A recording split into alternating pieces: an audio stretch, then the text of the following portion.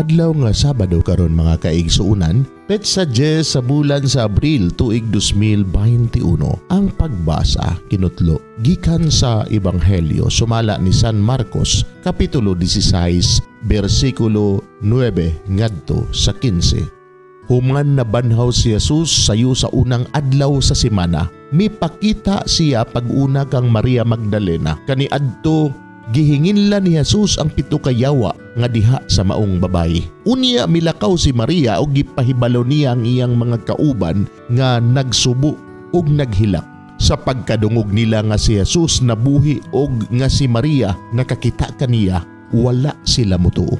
Humani ini, mipakita si Jesus sa laing paagi ngadto sa duha kanila samtang naglakaw sila padulong sa gawas sa syudad. Namalik sila ug nanugilon sa uban apan wala sila tuohi.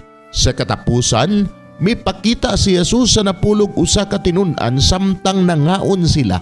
Gisaway niya sila tungod sa ilang pagkakulang sa pagtuo ug pagkagahi sa ilang ulo kay wala man sila mutuo ni adtong nakakita kaniya nga nabanhaw. Miingon siya kanila, "Panlakaw kamo sa tibuok kalibutan ug isangyaw kining maayong balita ngadto sa mga tao." Mga igsuon, ang Ebanghelyo sa Ginoo. Daygon ikaw, O Kristo.